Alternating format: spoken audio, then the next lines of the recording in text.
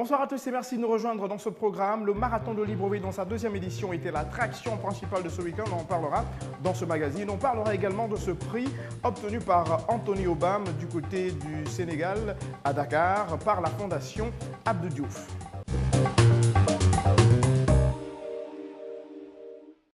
Je le disais en titre, le marathon de Libreville dans sa deuxième édition a été l'attraction ce week-end. Ce marathon qui a drainé du monde avait pour thème cette année la lutte contre le cancer. On regarde cet élément qui va suivre et qui nous fait le résumé de cet événement.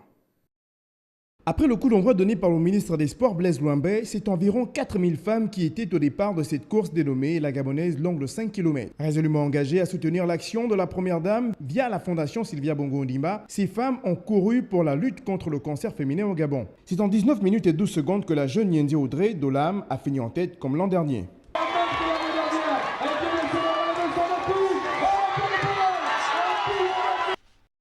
Pour le ministre des Sports, cette édition a connu plus d'engouement que la précédente. Par rapport à l'année passée, il y a un engouement plus important. Les femmes se sont mobilisées pour courir derrière la Première Dame pour une marche, un marathon contre le cancer féminin. C'est une très bonne chose et nous avons vu que les femmes ont compris le message, elles sont mobilisées et la présence de toutes ces mamans autour de la Première Dame est quelque chose à féliciter. C'est désormais un rendez-vous pris avec le peuple gabonais. Chaque année, nous allons prendre cet événement comme un objectif à atteindre. L'ancien président de l'Olympique de Marseille, Pape Diouf, invité pour l'occasion, a dit sa joie quant à la réussite de cet événement. Je dois dire merci aux initiateurs d'un tel projet. Je dois aussi avouer que tous les prétextes sont bons pour moi pour revenir au Gabon, pays que j'ai connu sur le tard. Avoir entendu parler du marathon était déjà pour moi une curiosité. Le vivre était une réalité et je pense qu'aujourd'hui je me suis effectivement aperçu du visu et physiquement de ce que pouvait être cette manifestation qui mobilise tout le monde, aussi bien je dirais les responsables de l'action publique que la population. Et je dois dire, sans que ce ne soit des mots de circonstance, que je suis heureux d'être là parmi tout le monde et je suis heureux de participer à un tel événement. Ce marathon, qui a connu une forte mobilisation, a été un pari gagné pour la Fondation Sylvia Bongo Ondimba. Nous parlons football à présent et nous parlons de la CAN 2015. Le verdict est tombé, le verdict donc du tirage au sort est tombé il y a quelques jours. Le Gabon sera donc logé dans la poule A en même temps que la Guinée équatoriale, le pays hôte. Il y a également le Burkina Faso et le Congo-Brazzaville. Nous nous sommes rapprochés bien sûr des Gabonais pour essayer déjà d'avoir leur avis sur les chances du Gabon dans cette poule déjà et lors de cette CAN 2015. On regarde. Le tirage au sort de la Coupe d'Afrique des Nations 2015 a rendu son verdict ce mercredi 3 décembre en Guinée équatoriale. À l'issue du cérémonial, le Gabon hérite du groupe A avec la Guinée équatoriale, le Burkina Faso et le Congo-Brazzaville. Quelle chance pour le Gabon? Par rapport au tirage au sort de la poule de la CAN, le Gabon est, pour moi, en tant que Gabonais, le Gabon se situe dans une position plutôt favorable, dans la mesure où tous les adversaires étant présents dans cette poule, c'est des équipes dont le Gabon a déjà joué les matchs humains. Donc nous pensons que la qualification est déjà acquise. Je trouve que le tirage est favorable pour les Panthères et que les Panthères ont leur chance pour se qualifier en finissant première de leur poule et arriver aux demi-finales. Je vais voir arriver en demi-finale. Et surtout que le Gabon est doté de beaucoup de joueurs talentueux évoluant dans les différents grands championnats européens. Les chances de notre équipe nationale sont réelles. Et ce que je conseillerais aux encadreurs, aux managers et tout le staff technique, ainsi qu'à la fédération, c'est de ne prendre aucun adversaire à la légère. Aujourd'hui en Afrique, toutes les équipes se valent. Quand on arrive à un niveau de qualification de la Coupe d'Afrique, ça veut dire qu'on est tous au même niveau. Il faudrait dire que l'équipe a bénéficié d'un bon tirage.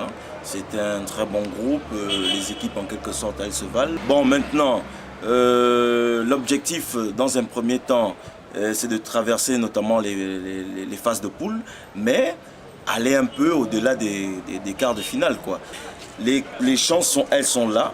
Elles sont là, le Gabon a bénéficié. Le Gabon n'est pas comme le Sénégal qui se retrouve aujourd'hui en quelque sorte dans le groupe de la mort. Le Gabon a cette possibilité d'aller au second tour et même aller au-delà, tout simplement.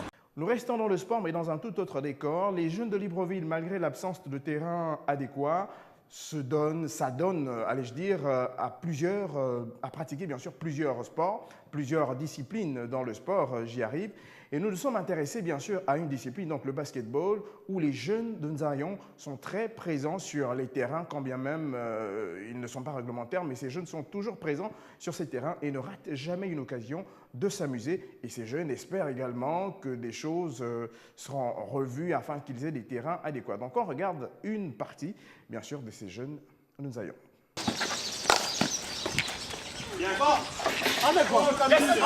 Rien ne vaut une bonne partie de foot ou de basket entre amis. C'est pourquoi les jeunes du quartier Nzayon ne ratent aucune occasion de se faire plaisir, comme nous l'explique ici l'un d'entre eux. Bon, chaque soir, dès que j'ai le temps, quand j'ai rien à faire, je fais le boulot, je suis là. Mais on joue principalement le mercredi et puis le samedi et dimanche. Un plaisir que ces jeunes de Nzayon aiment aussi partager avec des jeunes d'autres quartiers. On invite tout le monde à venir. Et le plus important, c'est de venir transpirer, diminuer un peu le ventre, surtout que beaucoup de jeunes sont en train de délaisser le sport et surtout le basket.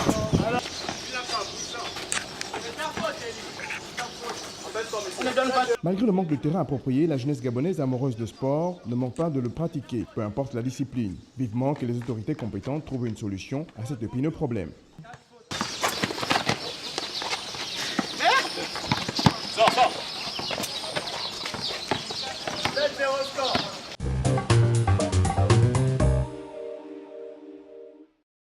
Je le disais en titre, Antonio Bam a reçu du côté de Dakar au Sénégal le prix d'honneur. Il a été remis, donc ce prix a été remis par la fondation Abdou Diop, cette fondation qui a pour objectif de primer les meilleurs athlètes de la capitale. Il y avait également Muriel Aoré de la Côte d'Ivoire qui a, elle, reçu le prix de l'excellence. Donc une façon pour cette fondation de récompenser les efforts de tous ces athlètes de haut niveau dans l'Afrique entière. Il serait bien également que dans leurs pays respectifs, les dirigeants en charge du sport et même les plus hautes instances du pays puissent accompagner également ces athlètes africains qui ont bien besoin de soutien dans leurs pays respectifs.